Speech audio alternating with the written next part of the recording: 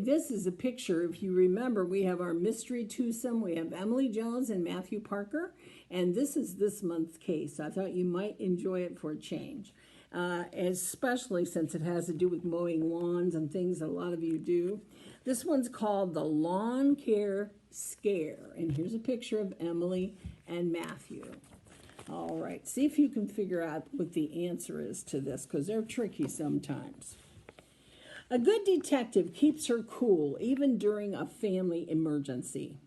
If there's one thing I learned from being a detective, it's that panic never helps a situation. I was sitting on the front porch with my sidekick and partner, Matthew Parker, on a hot summer day. We were trying to write an unbreakable code so we could write secret messages back and forth to each other that no one else could read. Dad's car pulled up in the driveway. My brother Barrett jumped out of the car from the back seat. He had just been over at Quick Cuts. His hair looked a good inch shorter. His attitude was clipped too, probably because he knew what was coming next. Boy, I tell you, I need a haircut. Probably you do too, unless you've already gone in and got some. But evidently, this boy just had a haircut, so keep that in mind. That's important. Time to mow, Dad called out. Barrett frowned.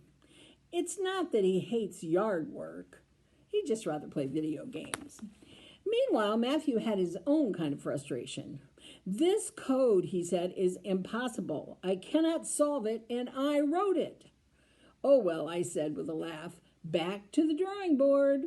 We watched as Barrett drug the mower around to the backyard. I sort of feel bad for him, Matthew said.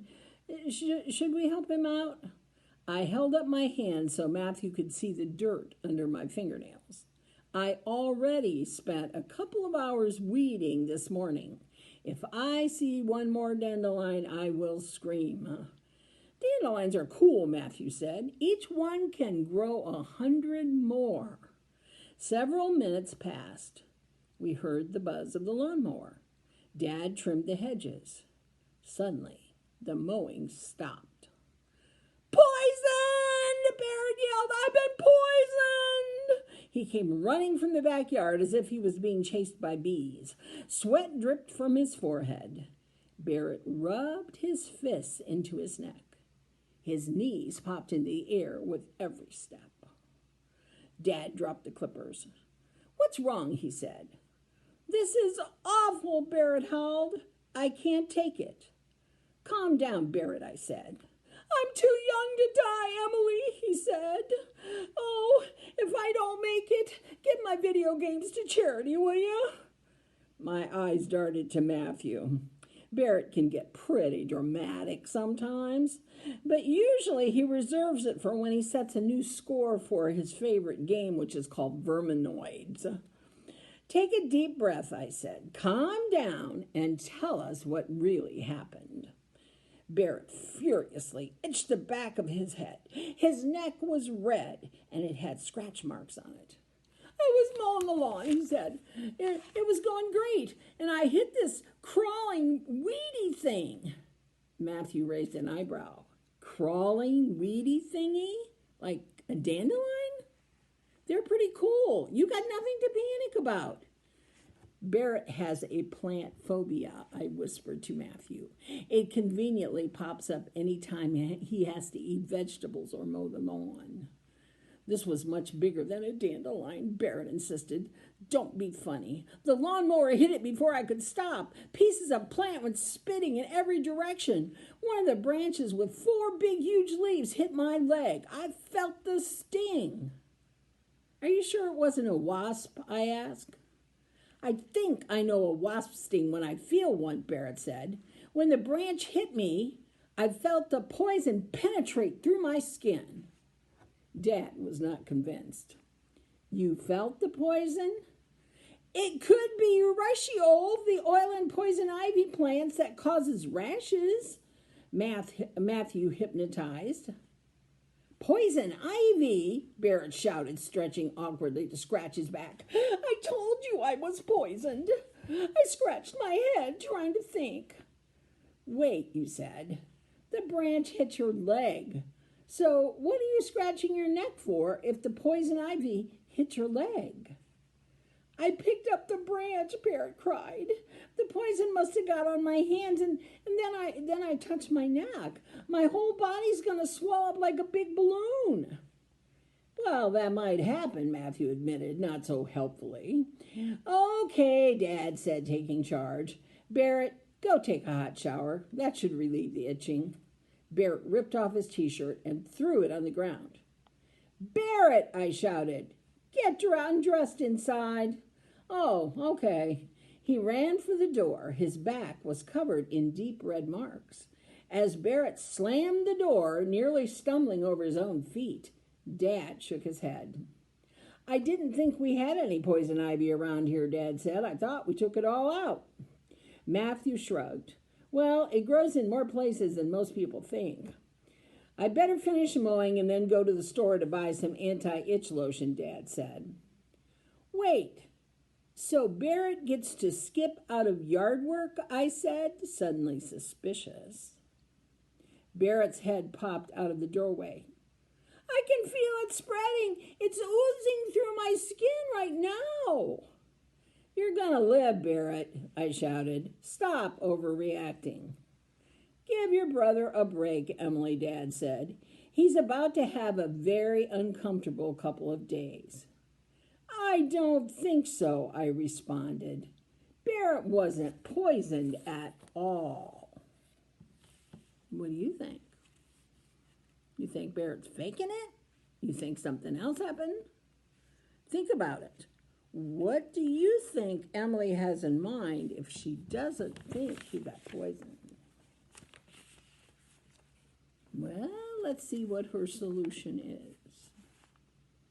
How dare you accuse me of faking it, Barrett shouted. When I turn as red as a strawberry, you're going to feel really silly. Frankly, if he turns as red as a strawberry, he's going to feel really silly. I never said you were faking, I explained. But you didn't touch poison ivy. You said the branch had 4 leaves on it. Poison ivy only has 3 leaves on it. Besides, Matthew said, it takes at least 4 hours for a poison ivy rash to start forming. Barrett froze. He looked dumbfounded.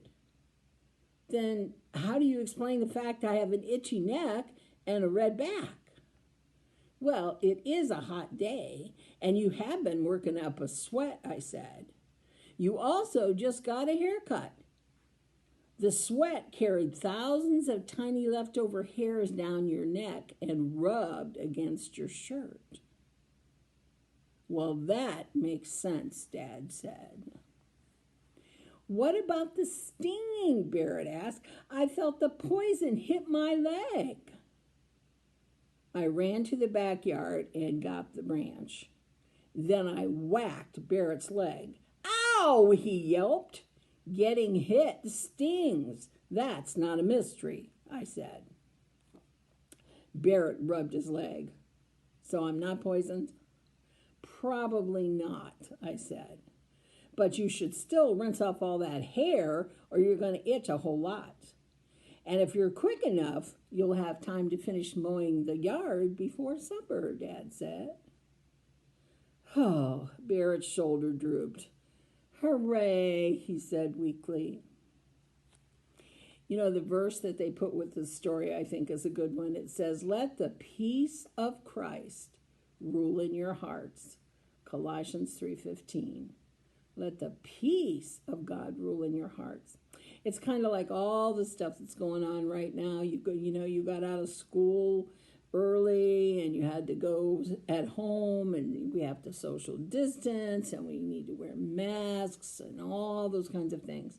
It gets pretty scary sometimes, doesn't it? We need to remember this verse, and it reminds us that everything's in God's hands and that if we use common sense and we do behave in sensible ways, that he will take care of us. That verse says, let the peace of Christ rule in your hearts. That would be a good verse to memorize. In fact, if you memorize it, I think we're allowed to give snacks when we start junior church again. If you memorize this easy verse and come and say it to me when we come back the first week, I will have something special for you. It is Colossians 3:15, and this version is the ESV, which is a simple version. It's let the peace of Christ rule in your hearts. That means be in charge of our hearts. We can't protect ourselves against everything. We can't know everything, not adults and not kids. But we can let Jesus, knowing everything, comfort us.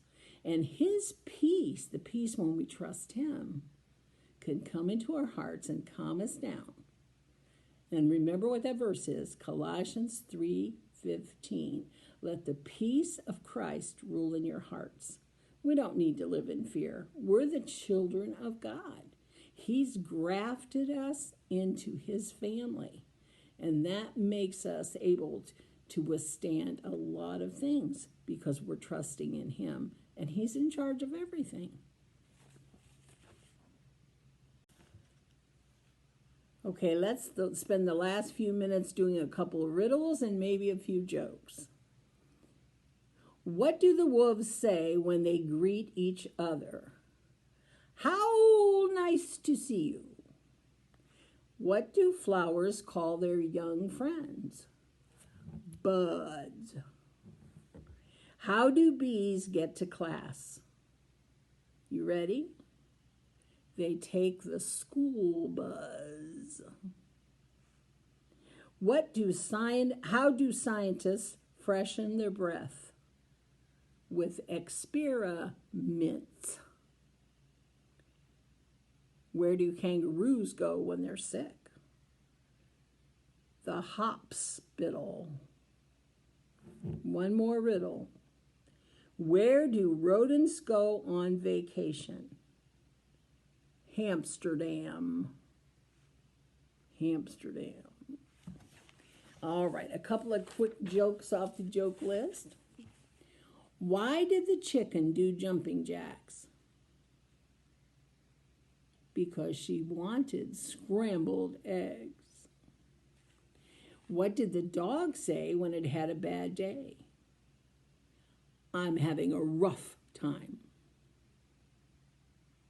What do you call a cow that only has 2 legs? Lean beef. When does a frog... No, I said that wrong. What does a frog eat when it's hot outside? We could have used it yesterday. A hopsicle. What do storm clouds wear in their hair? Rainbows. What is a skeleton's favorite instrument? If you think about this one, you get it. A trombone. What did the musician say to the hair tie? Do you want to be my band? Where do cubs go to get books? The library.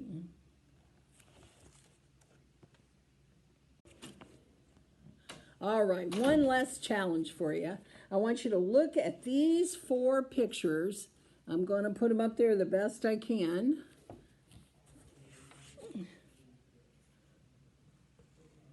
There they are. Take a good long look. It's a quiz, and you can play it as long as you want to on your thing or hold it on your computer if you want to take the challenge. But I'm going to hold it a few seconds here. What you're supposed to do is look for a couple of things that are the same, I think, and a couple of things that are different. Just a minute, and I'll read you the directions after I get it on there. Okay, and the question is, it says, fishing is a great way to spend time with your dad. Can you find one item that is missing from each of these pictures?